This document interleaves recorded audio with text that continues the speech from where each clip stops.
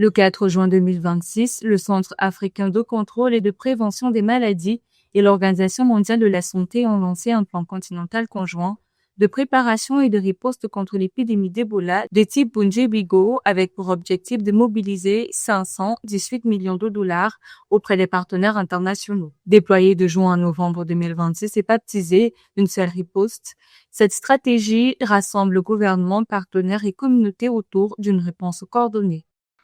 L'évaluation des risques de l'OMS reste inchangée. Elle est très élevée au niveau national, élevée au niveau régional et faible au niveau mondial. L'épidémie a pris une bonne longueur d'avance et nous sommes toujours à la traîne. Mais sous la direction du gouvernement de la RDC, nous rattrapons notre retard. À ce jour, 6 personnes se sont rétablies en RDC et 2 en Ouganda. Ce qui montre que l'on peut survivre à Ebola si l'on a accès à des soins et si l'on se rend dans un établissement de santé dès l'apparition des premiers symptômes.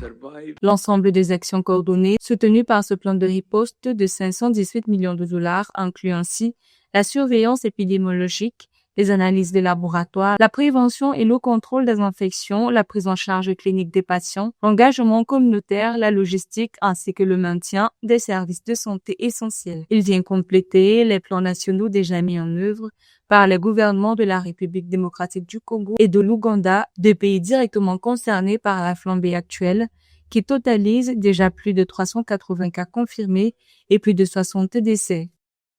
Les restrictions générales de déplacement imposées par certains pays perturbent les chaînes d'approvisionnement et entravent la lutte. L'OMS recommande de mettre en place des contrôles à la sortie dans les aéroports, les ports et aux postes frontières afin d'empêcher l'exportation de cas et de contacts.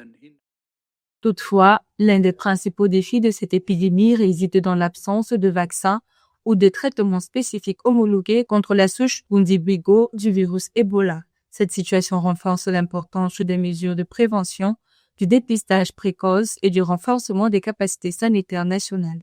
Cependant, à travers cette initiative, les institutions sanitaires africaines et internationales espèrent éviter une aggravation de l'épidémie et démontrer l'efficacité d'une réponse coordonnée face aux menaces émergentes qui continuent de peser sur la santé publique en Afrique.